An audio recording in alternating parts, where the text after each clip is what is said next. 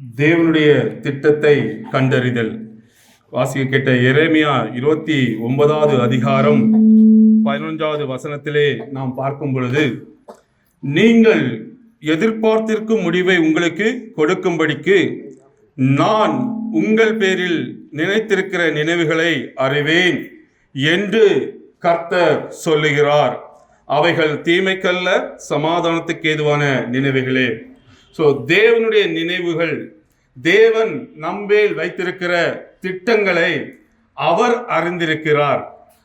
நம்முடைய வாழ்விலே ஒவ்வொருடைய வாழ்வின் திட்டங்களையும் ஆண்டவர் இன்றைக்கு அறிந்திருக்கிறார் என்பதிலே நமக்கு மிகப்பெரிய ஒரு சந்தோஷம். நாம் ஏதோ தற்செயலாக இந்த உலகத்திலே பிறந்தவர்கள் அல்ல, ஒரு நோக்கத்தோடு உருவாக்கப்பட்டவர்கள்.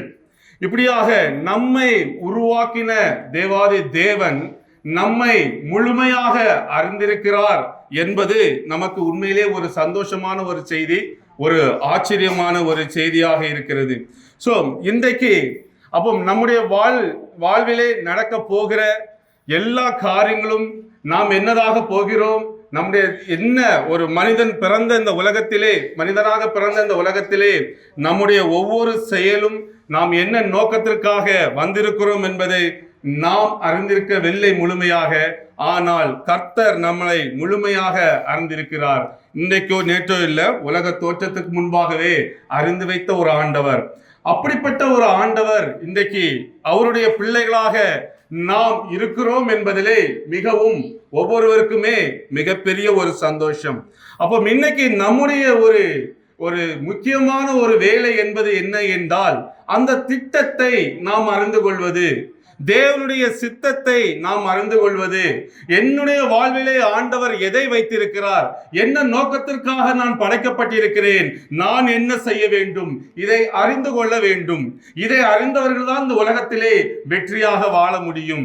இதை அறிந்து வாழ்கிறவர்கள் தான் சிறப்பான ஒரு வாழ்க்கை கர்த்தருக்குள் வாழ முடியும். இந்த நோக்கத்தையும் திட்டத்தையும் அறியாமலும், இதை அறிய விருப்பம் இல்லாமலும், ஏதோ எல்லோரும் வாழ்கிற போல் நானும் வாழ்வோம், அவர்கள் செல்கிற வழியிலே நானும் செல்வேன், மனிதனை முன்மாதிரியாக வைத்து வாழ்வோமானால் நாம் வாழலாம், எல்லோரும் போல வாழ்வோம், ஏதோ ஒரு இடத்திலே நாம் தோற்று விடுவோம். தேவனுடைய சித்தத்தை என் வாழ்விலே நான் முழுமையாக அறிந்து விட்டேன் என்றாலே அதுவே மிக பெரிதான ஒரு வெற்றி. அதை நாம் இன்றைக்கு அறிவதற்கு நீங்களும் நானும் அழைக்கப்பட்டிருக்கிறோம். தேவனுடைய அந்த சிந்தை நாம் என்ன செய்து கொண்டிருக்க, தேவனுடைய சித்தத்தை அறிவதற்கு நாம் என்ன செய்து கொண்டிருக்கிறோம் என்பதை இன்றைக்கு அறிந்து கொள்ள வேண்டும். அதற்காக நான் முயற்சி செய்கிறேனா, அதற்காக பிரயாசப்படுகிறேனா என்பதிலே நீங்களும் நானும் இன்றைக்கு ஒரு கேள்வி நமக்குள்ளாக கேட்க வேண்டும். உண்மையிலே என்னுடைய வாழ்க்கை முழுவதும் எனக்கு தெரியாது, அவருக்கு தெரியும். அதை நான் அறிந்து கொள்வதில்லை. என்னுடைய பங்கு என்ன, நான் ஏதாவது முயற்சி செய்திருக்கிறேனா, இல்லை என்றால் அதற்காக நான் ஏதாவது செயல்கள் செய்து கொண்டிருக்கிறேனா, அந்த சித்தத்தில் தான் என் வாழ்க்கை ஓடிக்கொண்டிருக்கிறதா, தேவ சித்தத்தின்படிதான் அமைந்து எல்லாம் போய் கொண்டிருக்கிறதா, இதை நாம் அறிந்து கொள்ள வேண்டும். அந்த நோக்கத்துக்கு நேர்மாறாக இதை நாம் செய்வோமானால் உண்மையிலே அது யாராக இருந்தாலும், பேசுகிற நானாக இருந்தாலும், அந்த வாழ்க்கை தேவனுடைய பார்வையிலே ஒரு தோல்வியான ஒரு வாழ்க்கையாக இருக்கும். அப்ப இன்னைக்கு வெற்றிகரமான ஒரு வாழ்க்கை நீங்களும் நானும் வாழ வேண்டும் என்றால் இன்றைக்கு நாம் அறிந்து கொள்ள வேண்டியது தேவனுடைய சித்தத்தை, என்னை குறித்து, உங்களுக்கு, நீங்கள் உங்களை குறித்து அதை நாம் கண்டறிதல் தான் உண்மையான வெற்றி உள்ள ஒரு வாழ்க்கையாக இன்றைக்கு நம்முடைய வாழ்விலே இருக்கும். அதற்கு முதலாக நம்ம ஆண்டவர் கிறிஸ்துவின் நோக்கத்தை நாம் புரிந்து கொள்கிறவர்களாக இன்றைக்கு நாம் ஒவ்வொருவருமே செயல்பட வேண்டும். எபேசியர் 2ஆம் அதிகாரம் 10வது வசனத்திலே கூட பார்க்கும் பொழுது, அங்கே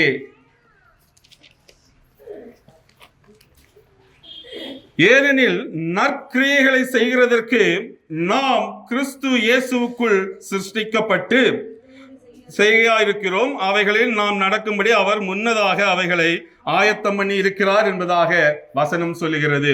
அப்போ நற்கிரியைகளை செய்ய நீங்களும் நானும் அழைக்கப்பட்டிருக்கிறோம் என்பதை அறிந்து நம் வாழ்விலே நாம் நற்கிரியைகளை செய்கிறோமா, தேவனுடைய சித்தத்தின்படி செய்கிறோமா, அவருடைய நோக்கத்தை புரிந்து செய்கிறோமா என்பது ரொம்ப ரொம்ப அவசியம்.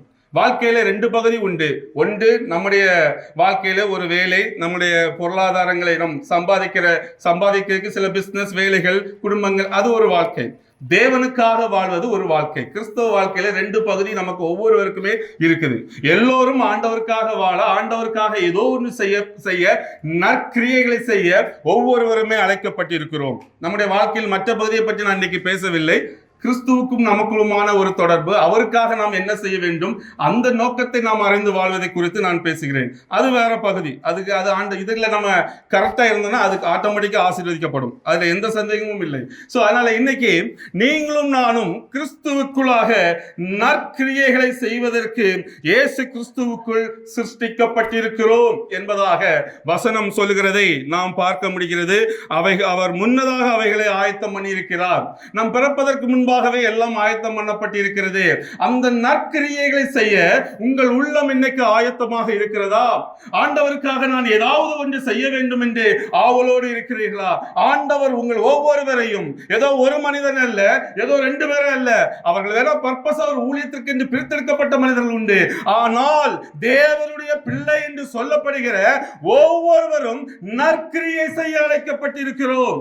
எல்லாரும், அது யாராக இருந்தாலும் சரி. அப்ப நாம் இன்னைக்கு எப்படிப்பட்ட நற்கிரியைகளை ஆண்டவருக்கு செய்கிறோம் என்பது நம் முன்பாக இன்னைக்கு வைக்கப்பட்டிருக்கிற ஒரு கேள்வி. இந்த கேள்வியை கேட்டு நாம் ஆண்டவரிடம் நாம் நிற்க வேண்டும். ஆண்டவரே, நான் நற்கிரியை செய்ய அழைக்கப்பட்டிருக்கிறேனே, என்னை பயன்படுத்துக என்று நீங்களும் நானும் கேட்கிறவர்களாக மாற வேண்டும்.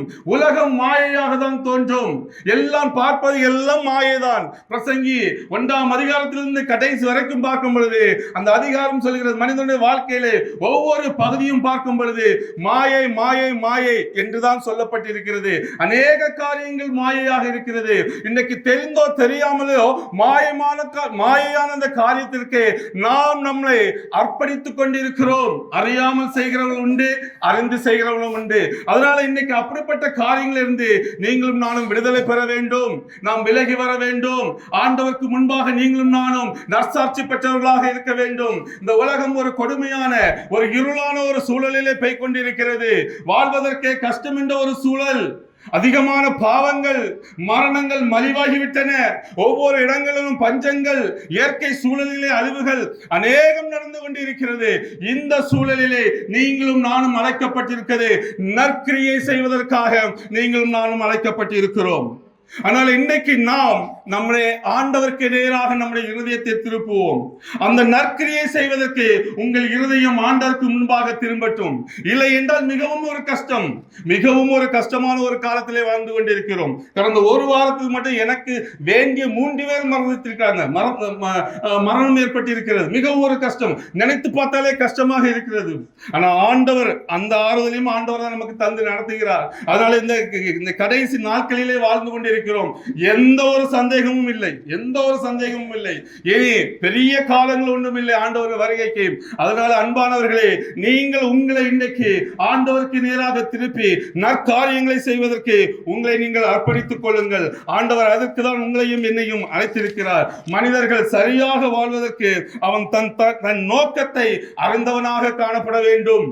என்னுடைய நோக்கம் ஆண்டவருக்கு முன்பாக என்ன என்பதை அறிந்த ஒரு மனிதன் சரியான நோக்கத்திலே, சரியான பாதையிலே பிரயாணம் பண்ண முடியும். சோ நமது வாழ்வின் நோக்கம் என்ன என்றால், நாம் அறிந்து புரிந்து கொள்ள வேண்டும் என்றால், தேவ சாயலிலே உருவாக்கப்பட்ட நாம், தேவன் அவருடைய சாயலிலே நம்மை படைத்திருக்கிற அந்த ஒவ்வொரு மனிதர்களாகி நாம் அவரை போல மாற வேண்டும், கிறிஸ்துவை போல மாற வேண்டும். அவர் நன்மை செய்கிறவராக சுற்றி திரிந்தார் என்று வேதம் சொல்கிறது. அவருடைய ஊழிய காலங்களிலே நாமும் நன்மை செய்கிறவர்களாக, நற்கிரியை செய்கிறவர்களாக தேவ சாயலுக்கு நீங்களும் நானும் ஒவ்வொரு நாளும் மாற வேண்டும். இதுதான் வேதம் நமக்கு கொடுத்திருக்கிறதான மிக பெரிதான ஒரு கட்டளை. நாம் அவரை போல மாறுவோம் என்றால், நம்முடைய ஒவ்வொரு அசைவும் ஆண்டவருக்கு நேராக இருக்கும் என்றால், நம்முடைய ஒவ்வொரு செயலும் கர்த்தருடைய நாமத்தை மகிமைப்படுத்தும் என்றால், நாம் தேவனை முன்னிறுத்தி அவருக்காக ஓடுவோம் என்றால், உலகம் இருளிலே இருக்கும், உங்களுக்கோ வெளிச்சம் உண்டாகும். அது யாராக இருந்தாலும் சரி, யாராக இருந்தாலும் சரி, ஒவ்வொருவருக்கும் வெளிச்சம் உதிக்கும். தேவனுடைய பிள்ளைகளுக்கு வெளிச்சம் உண்டு, இருளிலும் வெளிச்சம் உண்டு. மோசே இஸ்ரவேல் ஜனங்களை அந்த எகிப்திலிருந்து கொண்டு வரும் பொழுது பார்வோன் போகிறாரு. ஒவ்வொன்றா நடக்கிற ஒரு 10 நேரம் நடக்கிறது. பார்வோனுடைய இருதயம் கடினப்படுகிறது. ஒரு சூழல்ல பார்க்கும் பொழுது 3 நாட்கள் இருளாக இருந்தது எகிப்து. ஆனால் அதே வேளையிலே இஸ்ரவேல் ஜனங்கள் இருந்த அந்த பகுதி வெளிச்சமாக இருக்கிறது. தேவனுடைய பிள்ளைகளுக்கு ஆண்டவர் எந்த சூழலிலும் ஒரு வெளிச்சத்தை கொடுக்க வல்லவராக இருக்கிறார். அவர் சர்வ வல்லவர். உலகம் இனி இருளில் தான் போகும். ஏனென்றால் கடைசி காலம். தேவ பிள்ளைகளே, எச்சரிப்பு உங்களுக்கு. நீங்கள் வெளிச்சத்திலே நடக்க வேண்டும் என்றால் இன்றைக்கு உங்கள் வாழ்க்கையை இயேசு கிறிஸ்துவுக்கு அர்ப்பணியுங்கள். வெளிச்சத்தின் பிள்ளைகளாக மாறுவீர்கள். உங்கள் வாழ்க்கை செழிப்பாக்கப்படும். அவரை மட்டும் நோக்கி ஓடுங்கள். அவர்தான் மெய்யான வெளிச்சம். அவருடைய முகத்தின் வெளிச்சம் உங்கள் வாழ்க்கையிலும் உங்களை சுற்றி இருக்க ஜனங்களையும் வெளிச்சமாக்கும். வர எதை பார்த்தாலும் இனி காலம் செல்லாது. இனி உங்களை யாராலும் முடியாது. தேவனை முன்னிறுத்தி நடக்கிற ஜனங்கள் மட்டுமே வெளிச்சத்திலே நடக்க முடியும். நீங்கள் மற்றவர்களை வெளிச்சத்திலே நடத்தி செல்ல முடியும். அதனால அந்த நற்கிரியை செய்கிற அந்த ஒரு பழக்கம், ஆண்டவர் என்னை அதற்காக தான் படைத்தார். தேவ வெளிச்சத்தை பெற்று நான் போகிற இடம் வெளிச்சமாக மாற வேண்டும் என்று கர்த்தருக்காக வைராக்கியமாக நிற்கிற ஜனங்கள் இன்னைக்கு நமக்கு தேவை. நீங்கள் ஒவ்வொருவரும் எழும்ப வேண்டும். ஒவ்வொருவரும் ஆண்டவருக்காக எழும்ப வேண்டும். நானா என்ற கேள்வி அல்ல. தேவ பிள்ளைகள் என்றாலே அவருடைய வெளிச்சத்தை சுமந்து செல்கிறவர்கள். தேவ பிள்ளைகளுக்கு இயல்பாக கொடுக்கப்பட்டது. நாம் அப்படிப்பட்ட சூழலில் இருந்தாலும் ஒவ்வொருவராலும் முடியும். ஆண்டவர் அந்த நோக்கத்திற்கு தான் உங்களையும் என்னையும் படைத்திருக்கிறார். அதற்காக உங்கள் வாழ்க்கையை இன்னைக்கு அர்ப்பணித்துக் கொள்ளுங்கள். இரண்டாவது, நாம் தனித்துவமான பரிசுகளையும் திறமைகளையும் பெற்று நடக்க வேண்டும். அவருடைய சித்தத்திலே நாம் தெரிய வேண்டும் என்றால் இந்த தனித்துவமான பரிசுகளை நாம் பெற்றுக்கொள்ள வேண்டும். இந்த உலகத்திலே ஓடுகிற பொழுது போராட்டங்கள் இருக்கும், பயங்கள் இருக்கும், தயக்கம் இருக்கும், கோழைத்தனம் இருக்கும். போன்ற இப்படிப்பட்ட சூழல்கள் எல்லாம் எல்லா மனிதருக்கும் வருவதுண்டு. சோ இன்றைக்கு அப்படிப்பட்ட சூழல்களை நாம் ஜெயிக்க வேண்டும் என்றால் 2 தீமோத்தேயு 1வது அதிகாரம் பார்க்கும் பொழுது 6-7 வசனங்களை நாம் பார்க்கிற பொழுது, இதன் நிமித்தமாக நான் உங்கள் மேல் என் கைகளை வைத்ததினால் உனக்கு உண்டான தேவ வரத்தை நீ அனல்மூட்டி எழுப்பி விடும்படிக்கு உனக்கு நினைப்பூட்டுகிறேன். தேவன் நமக்கு பயமுள்ள ஆவியை கொடாமல் பலமும் அன்பும் தெளிந்த புத்தியும் உள்ள ஆவியை கொடுத்திருக்கிறார். அப்ப இன்னைக்கு பயம், கஷ்டம், சோதனை இப்படிப்பட்ட நேரங்களிலே நாம் பிரயாணம் பண்ணுகிற பொழுது வேத வசனம் சொல்கிறது, தேவன் நமக்கு பயமுள்ள ஆவியை கொடுக்கவில்லை. அப்படி என்றால் பயம் வருகிறது என்றால் என்ன செய்ய வேண்டும்? நமக்கு கொடுத்திருக்கிற வரங்களை அனல் மூட்டி எழுப்ப வேண்டும். உங்களுக்கு வரங்கள் யாருக்கு என்ன இருக்குது? எல்லா மனுஷனுக்குள்ளும் வரங்கள் இருக்கிறது. வரங்கள் இல்லாத கிறிஸ்தவர்கள் இல்லை. ஒருவேளை சுகமளிக்கிற வரம் இல்லை, தீர்க்க தரிசன வரம் இல்லை, அது ஊழியக்காரர்களுக்கு பர்பஸாக கொடுக்கப்படும். எல்லா விசுவாசிகளுக்கும் கொடுக்கப்பட்ட வரம் விசுவாசம் என்னும் வரம். அது இல்லாமல் நீங்கள் கிறிஸ்தவர்களாக இருக்க முடியாது. அந்த விசுவாச வரத்தை அனல் மூட்டி எழுப்புகிற பொழுது பயங்கள் மாறும், கோழைத்தனம் மாறும், கஷ்டங்கள் மாறும், சோர்வுகள் மாறும், கஷ்டங்கள் மாறும். எல்லாம் மாறி ஆண்டவருக்காக நாம் பிரகாசமாக எழும்பி பிரகாசிக்க முடியும். இது எல்லா பாடுகளும் வரும், எல்லா மனிதனுக்கும் வரும். அதற்கு தான் இந்த வரங்கள் கொடுக்கப்பட்டிருக்கிறது. எந்தெந்த சூழலிலே நாம் முடியாமல் கஷ்டப்படுகிறோமோ அப்பொழுது ஆண்டவர் கிறிஸ்தவனுக்காக, அவருடைய பிள்ளைகளுக்காக இயல்பாக கொடுத்த ஒரு வரம் விசுவாசம் என்னும் ஒரு வரம். அனல் மூட்டி எழுப்புங்கள். பயத்துக்கு மருந்து கிடையாது, பயத்துக்கு மருத்துவர்கள் கிடையாது. பயம் என்ற ஒரு பொல்லாத நோய்க்கு ஒரே மெடிசன் விசுவாசம் மட்டுமே. அது ஒவ்வொருவருக்குள்ளும் இருக்கிறது. அந்த நேரத்திலே ஜெபித்து வசத்தை வரங்களை அனல் மூட்டி எழுப்புங்கள். இல்ல ஒரு ஊழியக்காரங்களை போய் சேர்ந்து இருந்து ஜெபியுங்கள். அந்த வரங்கள் அனல் மூட்டி எழுப்பப்படும். பயம் மாறும். எல்லா சூழலிலும் நான் கிறிஸ்துவுக்குள்ளாக, கிறிஸ்துவுக்காக ஜெயம் கொள்ள முடியும், வாழ முடியும் என்ற ஒரு பெரிய நம்பிக்கை நமக்குள்ளாக பிறக்கும். இந்த கஷ்டத்தை எல்லாரும் தாண்டிதான் போடும். அதற்காக தான் இந்த வரங்கள் கொடுக்கப்பட்டிருக்கிறது. அப்ப அவருடைய சித்தத்தை சார்ந்து ஓடுகிற நாம் வரங்களை அனல் மூட்டி எழுப்புகிற ஒரு பழக்கம் நம்முடைய வாழ்விலே வேண்டும். அப்பொழுதுதான் கர்த்தருக்காக உண்மையாக ஓட முடியும். கோழைத்தனம், கோழை இல்ல, எல்லாருக்கும் வரும். எனக்கு சோர்வுகள் வரும், சில நேரங்களில் பயங்கள் வந்திருக்கிறது. இந்த நேரங்களிலே தேவ சமூகத்திலே நின்று ஜெயம் பெற்ற அனுபவம் ஒரு நாள் அல்ல, 2 நாள் அல்ல, வாழ்நாள் முழுவதும் நடந்து கொண்டிருக்கிறது. அதனால நான் தைரியமாக சொல்லுவேன், நீங்கள் தேவ ஆவியின் பலத்தை பெற்று தேவ வரத்தை உங்களுக்குள்ள ஒவ்வொருவருக்கும் ஒவ்வொரு வரம் கொடுக்கப்பட்டிருக்கும், எனக்கு தெரியாது. ஆனால் விசுவாச வரம் இங்க இருக்க எல்லாருக்குள்ளும் இருக்கிறது. தயவு செய்து இல்லை என்று சொல்லாதீர்கள், எல்லாருக்கும் இருக்கிறது. ஆனால் மூட்டி எழுப்புகிற பழக்கம் வரும்பொழுதுதான் நீங்கள் இப்படிப்பட்ட இருளான காரியத்தை இந்த உலகத்திலே நாம் ஜெயிக்க முடியும். அதற்கு தான் ஆண்டவர் உங்களுக்கு இதை கொடுத்து அவருடைய பிள்ளையாக நம்மை வைத்திருக்கிறார். சோ தேவ ஆவியின் பலத்தையும் அன்பையும் சுய கட்டுப்பாட்டையும் தைரியத்தையும் நாம் ஒவ்வொருவரும் ஒவ்வொரு நாளும் எழுப்புகிறவர்களாக நம்ம வாழ்விலே நீங்களும் நானும் காணப்பட வேண்டும். இதைதான் தீமோத்தேயுக்கு பவுல் ஒரு ஆலோசனையாக சொல்லுகிறார். இன்றைக்கு இந்த சபையிலே நான் ஆலோசனை பவுல் சொன்னதை உங்களுக்கு திருப்பி எடுத்து காட்டுகிறேன். இந்த பழக்கம் உள்ளவர்கள் எந்த சூழலிலும் ஜெயம் பெற முடியும். இல்லை என்றால் சோர்ந்து போய்விடுவோம், பயந்து போய்விடுவோம், எழும்ப முடியாது. பெரிய பைவான்களா இருக்கலாம், 6 அடி இருக்கலாம், பெரிய விதா இருக்கலாம், எழும்ப முடியாது. பயத்துக்கு மருந்து கிடையாது, சோர்வுக்கு மருந்து கிடையாது. ஐயா, இயேசு கிறிஸ்து மட்டுமே ஒரே வழி. அவரை தேடுகிறவர்கள், அவரில் விசுவாசமாக இருக்கிறவர்களுக்கு மட்டும்தான் இந்த ஜெயம் பெறுகிற வாழ்க்கை, இந்த இருளில் இருந்து ஜெயம் பெறுகிற ஒரு வாழ்க்கை. அதனால உங்கள் வாழ்க்கையிலே இன்றைக்கு நீங்கள் அந்த வரத்தை, ஒவ்வொரு வரத்தையும் அனல் மூட்டி எழுப்புங்கள். வரங்களை ஆண்டவரிடம் வாஞ்சியோடு கேளுங்கள். ஆண்டவரிடம் அதை கேட்டு பெற்றுக்கொள்கிறவர்களாக இந்த கடைசி நாட்களிலே ஒவ்வொருவரும் மாறுங்கள். ஏனென்றால் உலகம் அப்படிப்பட்ட சூழலிலே போய் கொண்டிருக்கிறது. நீங்களும் நானும் ஜெயம் பெற்றவர்களாக, நற்கிரியை செய்கிறவர்களாக, தேவனுடைய சித்தத்தை அறிந்து செயல்படுகிறவர்களாக காணப்பட வேண்டும். அடுத்ததாக பார்க்கும் பொழுது நாம் இந்த ஆண்டவருடைய சித்தத்தை அறிந்து கொள்வதற்கு ஜெபத்தின் மூலம் கிறிஸ்துவின் வழிகாட்டுதலை தேட வேண்டும். ஆண்டவர் நமக்கு அருமையான ஒரு ஜெபத்தை சொல்லியிருக்கிறார்.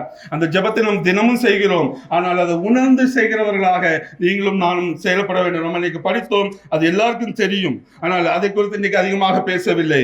மோசே என்கிற ஒரு மனிதனை குறித்து நமக்கு எல்லாம் தெரியும். யாத்திராகமத்தை அவரை குறித்து பார்க்கிறோம். 33:13 பார்க்கும் பொழுது, மோசே உம்முடைய வழியை எனக்கு அறிவியும் என்று ஆண்டவரிடம் கேட்கிறதை பார்க்கிறோம். அவ்வளவு பெரிய மோசே, ஆண்டவர் எவ்வளவு பெரிய ஜனங்களை வழிநடத்தி வருகிறார். அவர் கேட்கிறார், உம்முடைய வழியை எனக்கு அறிவியும். நீ வாழ்நாள் முழுவதும் நீங்களும் நானும் ஆண்டவரிடம் கேட்க வேண்டியது ஜெபத்திலே, ஆண்டவரே உம்முடைய வழியை எனக்கு போதியும், உம்முடைய வழியை எனக்கு சொல்லிக் கொடுங்க, நான் அதிலே நான் நடக்க வேண்டும், ஓட வேண்டும், உம்முடைய காலத்தை பிடித்து நடக்க வேண்டும் என்ற ஒரு ஜெப விண்ணப்பத்தை ஆண்டவருக்கு நேராக நாம் கேட்க நீங்களும் நானும் அழைக்கப்பட்டிருக்கிறோம். மோசே ஜனங்களுக்காக மனதுருக்கத்தோடு நாம் ஜபிக்கிறதை அங்கே நாம் பார்க்க முடிகிறது. மனதுருக்கமாக ஜெபிக்கிறதை நாம் அங்கே பார்க்க முடிகிறது. ஆண்டவரோடு முகமுகமாக ஒரு பேசின மனுஷன் ஜனங்களுக்காக மனதுருக்கத்தோடு அங்கே ஜெபிக்கிறதை பார்க்கிறோம். மோசே முற்றிலுமாக தேவனை சார்ந்து, ஆரம்பத்தில் கொஞ்சம் அவருக்கு ஒரு ஹெசிடேஷன் இருந்ததை பார்க்கிறோம் வேதத்தில். யாத்திராகமம் அந்த 3, 4, 5 பார்க்கும்போது ஹெசிடேஷன் இருக்கிறான். நானா திக்குவாயன், நான் எம்மாத்திரம், நான் போக முடியுமா, என்னால் முடியாது, வேற யாரை அனுப்புங்க, நெகட்டிவாக பேசின மோசே தான். ஆனால் அதன் பிறகு அவன் ஆண்டவரை முழுமையாக சார்ந்து ஒவ்வொரு காரியத்திற்கும் ஆண்டவரிடம் கேட்டு கேட்டு கேட்டு ஒவ்வொன்றாக செய்கிறது பார்க்கிறோம். அந்த ஜனங்களை வழிநடத்துவதற்கு முழுமையான ஆலோசனை தேவனிடம் கேட்டு கேட்டு ஜெபித்து ஜெபித்து ஒவ்வொன்றாக பெற்று பெற்று தேவ ஆலோசனை பெற்று நடந்த ஒரு மனிதன். இன்றைக்கு ஜெயமுள்ள ஒரு வாழ்க்கை ஆண்டவன் நமக்கு வைத்திருக்கிற அந்த கானானை சுதந்திரத்துக் கொள்ள வேண்டும் என்றால் அந்த நாம் ஒவ்வொரு நாளும் ஜெபித்து ஜெபித்து ஆண்டவரிடம் வழியை கேட்டு தேவனுடைய வழியை நாம் அறிந்து அதிலே நடக்கிறவர்களாக நீங்களும் நானும் மாறும் பொழுது நாம் உண்மையிலே ஒரு வெற்றியுள்ள ஒரு வாழ்க்கை நீங்களும் நானும் வாழ முடியும். இன்றைக்கு நம்முடைய பொறுப்புகளில் எவ்வளவாக தேவனை நாம் சார்ந்திருக்கிறோம் என்ற கேள்வி இன்றைக்கு நாம் ஒவ்வொருவருக்கும் நமக்கு வர வேண்டும். தேவ சமூகம் நம்மோடு இருக்கும் பொழுது நாம் எப்பொழுதும் சமூகத்தை வாஞ்சிக்கிற பொழுது நிச்சயமாக சொல்லுகிறேன், நமக்கு ஒரு ஜெயமுள்ள ஒரு வாழ்க்கை ஆண்டவர் தருவார். மோசேயை போல தேவனோடு ஒரு நல் உறவு கொண்டவர்களாக நீங்களும் நானும் காணப்பட வேண்டும். தேவ சமூகத்தில் நாம் தரித்து நின்று அவருடைய வழிநடத்துவதற்காக ஊக்கமாக ஒவ்வொரு நாளும் ஜெபிக்க வேண்டும். இப்படிப்பட்ட ஜெபங்கள் நம்ம வாழ்வில இருக்கும் பொழுது நிச்சயமாக ஆண்டவர் நமக்கு தேவையான வழிகளை ஏதோ ஒரு விதத்தில் ஒவ்வொரு மனிதனுக்கும் அவர் காட்ட வல்லவராக இருக்கிறார். நம்முடைய ஜெபங்கள் உலகத்திற்கும் நம்முடைய உலக தேவைக்கு மட்டுமல்ல, ஆண்டவரே என்னுடைய வாழ்க்கையை குறித்தான திட்டம் என்ன, நான் எப்படி நடக்க வேண்டும், நான் எங்கு செல்ல வேண்டும், ஒவ்வொரு காரியத்திற்கும் ஆண்டவரோடு நீங்கள் கேட்கிற பொழுது நான் சொல்லுகிறேன், உங்களோடு கூட ஆண்டவர் பேசுவார். எந்த விதத்திலேயாவது உங்களோட பேசுவார். அவர் உங்களோடு கூட இருந்து ஒவ்வொரு காரியத்தையும், எங்கே போகணும் போகக்கூடாது, என்ன செய்யணும், ஒவ்வொரு காரியத்தையும் பேசி வழிநடத்துகிற ஆண்டவர். மோசேயுடைய காலத்தில் மட்டுமல்ல, இன்று இப்பொழுதும் அதே காரியத்தை ஆண்டவர் செய்து கொண்டிருக்கிறார். நான் என் வாழ்விலே கேட்கிறேன், ஒரு வீட்டுக்கு போகணும்னாலும், சொந்தக்காரங்க வீட்டுக்கு போகணும்னாலும் ஒரு நிமிடம் ஆண்டவரின் முன்னு கேட்பேன். என் உறவினர் சொந்த சகோதரன் வீட்டுக்கு போகணும்னாலும் நான் போகலாமா, உடைய சித்தம் என்ன, ஏதாவது வேண்டும் என்றால் ஆண்டவரே தடுத்து நிறுத்துங்க என்று அநேக நேரங்களிலே அநேக இடங்களுக்கு நான் போக வேண்டும் என்று நினைத்திருக்கிறேன். சொப்பனங்களிலே தரிசனமாகி ஆண்டவர் சில நேரங்களில் அந்த தடைகளை வேண்டாம் என்று சொன்ன ஒன்று இல்ல ரெண்டு இல்ல பல நாட்கள் என் வாழ்க்கையிலே உண்டு. சில நேரங்களில் நான் ஆசைப்பட்டிருப்பேன் இந்த இடத்துக்கு போக வேண்டும் என்று, ஆனால் ஜெபித்துட்டு படுத்திருப்பேன். தேவன் அந்த வழியை வேண்டாம் என்று சொன்ன நாட்கள் அநேக நாட்கள். ஒவ்வொரு செயலும் நாம் தேவ சமூகத்திலே கொண்டு போகிற பொழுது ஆண்டவர் ஏதோ ஒரு விதத்தில் பேசிக் கொண்டிருக்கிறார். அருமையாக நடத்துவார். நீங்கள் போகிற இடம் ஆசீர்வதிக்கப்படும். தேவையில்லாத இடங்களுக்கு உங்கள் கால்கள் செல்லாது. அதுதான் தேவனுடைய வழியை, தேவனை சார்ந்து நடக்கிற ஒரு அருமையான ஒரு அனுபவம். இது கிறிஸ்தவ வாழ்விலே வேண்டும். ஒவ்வொரு சித்தம் ஏதோ ஒரு நாள் இல்ல, ஒவ்வொரு நாளும் ஆண்டவருடைய சித்தத்தை அறிந்து ஒரு இடங்களுக்கு போக வேண்டும் என்றாலும் ஆண்டவரோடு கேட்டு நடக்கிற அனுபவம். உண்மையிலே சொல்ல, ஆண்டவருக்கு பிரியமான ஒரு வழி. அவர் உங்களை நடத்துவார். நான் உனக்கு போதித்து நீ நடக்க வேண்டிய வழியை உனக்கு காட்டுவேன். உண்மையில் என் கண்ணை வைத்து உனக்கு ஆலோசனை சொல்லுவேன். யாருக்கு சொன்னாரு? எனக்கு, உங்களுக்கு. கேட்கிற பொழுது நீங்கள் அதை பெற்றுக் கொள்வீர்கள். ஒரு வசனமும் வீணாக போகாது. நம்பிக்கையோடு விசுவாசத்தோடு. எந்த ஆண்டவர் பேசுவாரா? அப்படி இல்ல, பேசுவார் என்ற ஆண்டவர் பேசுவார் என்ற நம்பிக்கையோடு ஒரு காரியத்தை கேட்கும் பொழுது ஏதோ ஒரு விதத்தில் ஆண்டவர் நிச்சயமாக இயேசுவின் நாமத்தை கொண்டு சொல்லுகிறேன், என்னோடு பேசுகிற ஆண்டவர் உங்களோடும் பேசுவார். இன்றைக்கே பேசுவார். யார் ஒருவன் வாஞ்சையோடு அவருடைய சித்தத்தை இப்படி கேட்கிறீர்களோ, யார் ஒரு முழுமையாக ஆண்டவரை சார்ந்து அவரை மட்டும் சார்ந்து எல்லா சூழலுக்கும் அவர் மேல் நம்பிக்கை வைத்து அவரோடு இசைந்திருக்கிற மனுஷன் ஆண்டவர் பேசிக் கொண்டிருக்கிறார். மோசேக்கு மட்டுமல்ல, உங்கள் முன்பாக நிற்கிற எனக்கும் ஆண்டவர் இன்றைக்கு என் வாழ்விலே ஒவ்வொரு அடியும் சொல்லிக் கொண்டிருக்கிறார். நான் கேட்டால் சில நேரங்களில் மனுஷிக்கத்தில் நானும் விட்டு விடுவேன். கேட்கிறதற்கு ஆண்டவர் சொல்லுகிறார். அதுக்காக நான் பெரிய மோசம் இல்லை, பெரிய நல்லவன் இல்லை. கேட்கிறதற்கு ஆண்டவர் எனக்கு இன்றைக்கும் சொல்லுகிறார். கேட்டு நடங்கள். அவருடைய வழியை ஆண்டவரிடம் கேட்டு நடக்கிறவர்களாக நீங்கள் இன்றைக்கு மாற வேண்டும். அடுத்ததாக, தேவனிடத்தில் நாம் அவருடைய சித்தத்தை அறிகிற பொழுது சில நேரங்களிலே அவருடைய நேரத்தை நான் நம்ப வேண்டும். ஆண்டவர் அதன் காலத்திலே நேர்த்தியும் செம்மியுமாக செய்கிற ஆண்டவர் இல்லையா? சோ ஒவ்வொன்றும் அவருக்குன்னு ஒரு காலம் இருக்கும். அந்த காலத்தில தான் ஆண்டவர் அதை செய்வார். அவரே சரியான நேரத்தில் வந்தார். கலாத்தியர் 4:5 பார்க்கும் பொழுது கூட காலம் நிறைவேறின போது என்று சொல்லி ஸ்ரீயின் இடத்தில் பிறந்தவரும் நியாயப்பிரமாணத்துக்கு கீழானவருமான தம்முடைய குமாரனை தேவன் அனுப்பினார். காலம் நிறைவேறின போது அவர் வருவதற்கே ஒரு காலம் இருந்தது.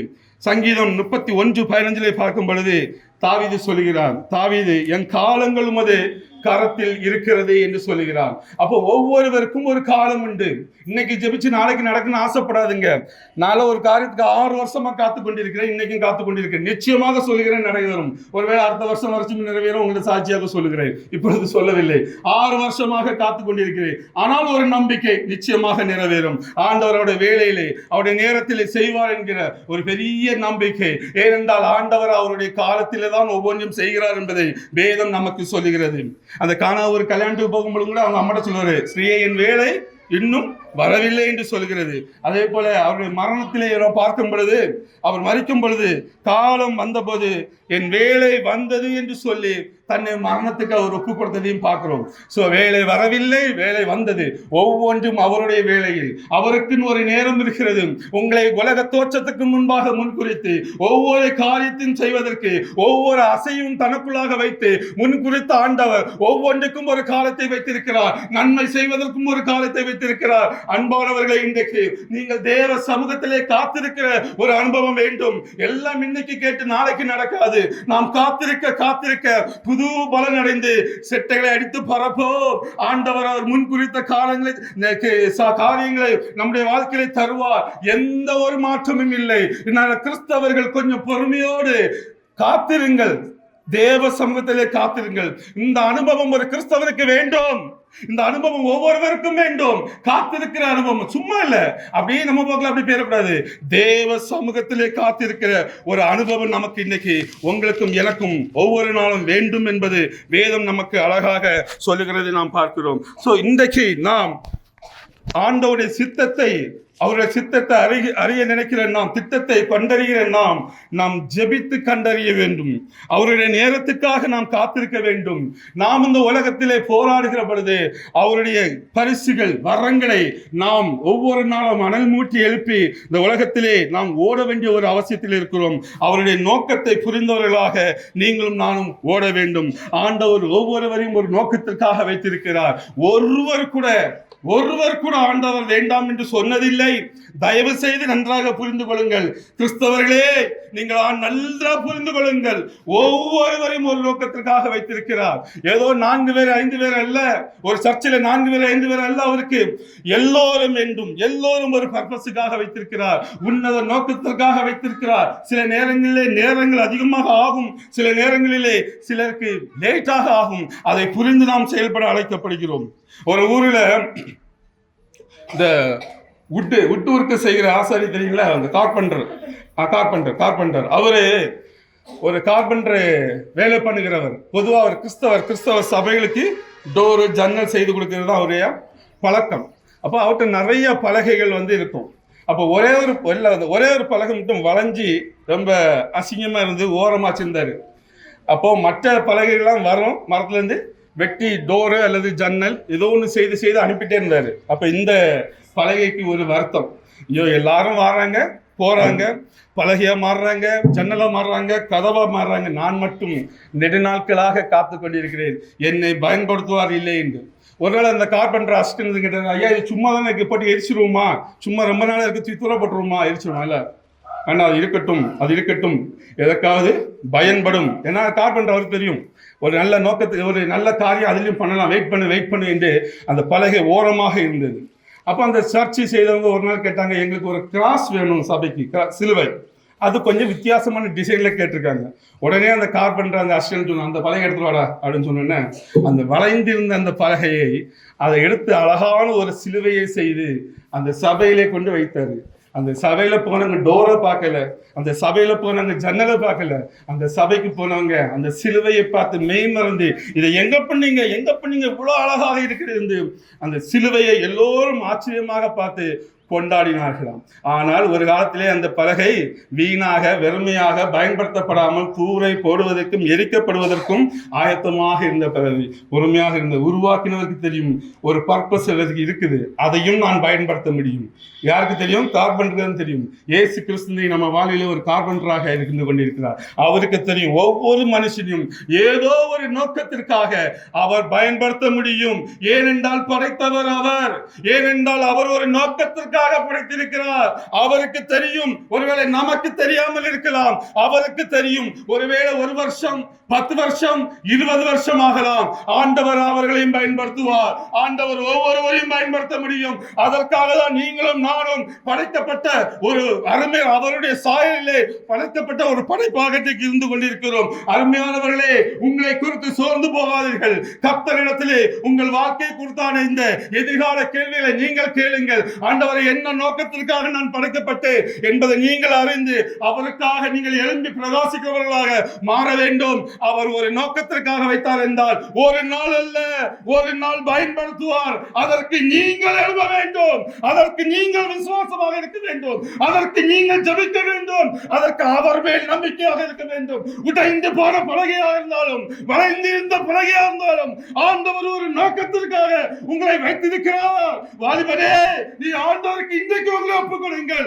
நீங்க இந்த நேரத்திலே கர்த்தருக்கு உங்களை ஒப்புக் கொடுத்தால் நிச்சயமாக சொல்கிறேன், வளர்ந்த பலகை சிறிதானது போல நீங்கள் எப்படி இருந்தாலும் யாராக இருந்தாலும் உங்களை கர்த்தர் பயன்படுத்துவார். ஒரு நோக்கத்திற்காக படைத்தவர். உங்களை குறித்து உங்கள் பெற்றோருக்கு இருக்கிறவர, உங்கள் நண்பர்களோட படைத்தவருக்கு தான் அக்கறை அதிகம். அவர் ஒரு நோக்கத்துக்காக படைத்தார். உண்மையாக உங்களை பயன்படுத்துவார். ஏனென்றால் அவர் படைப்பாளே, அவர் படைப்பாளே. அதனால சோர்ந்து போகாமல் மாயையான உலகத்திலே உங்களை நீங்கள் அர்ப்பணித்துக் கொள்ளாமல் தேவனுக்காக அர்ப்பணித்து அவருக்காக சில நேரங்கள் காத்திருங்கள். இந்த பலகை பல வருஷமாக காத்திருந்ததும் ஒரு நாள் நன்மையான ஒரு சிலுவையாக மாறினதை நாம் பார்த்தோம். இன்றைக்கு அதே போலதான் ஆண்டவர் ஒவ்வொரு மனுஷனையும் இன்றைக்கு பயன்படுத்தி கொண்டிருக்கிறதை பார்க்கிறோம். ஒருவேளை விசேஷமாக சிலவரை நியமித்திருக்கலாம். தாவீதை ஆண்டவர் இஸ்ரவேல் இஸ்ரவேலுக்காக பயன்படுத்துகிறதை நான் பார்க்க முடியும்.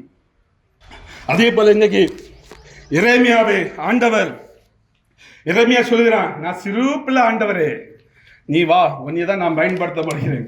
யார் யார் முடியான்னு சொன்னாங்களோ அதே எரேமியா கொண்ட ஆண்டவர் பல தீர்க்க தரிசனங்களை சொன்னார். மோசே சொன்னார், நான் திக்குவாய் ஆண்டவரே, எனக்கு வேற யாரா இருக்காங்க பயன்படுத்தி கொடுங்க, நீ வா. அவனை கொண்டு நான் அவ்வளவு பெரிய இஸ்ரவேல் ஜனங்களை ஆண்டவர் வழி நடத்தினார்.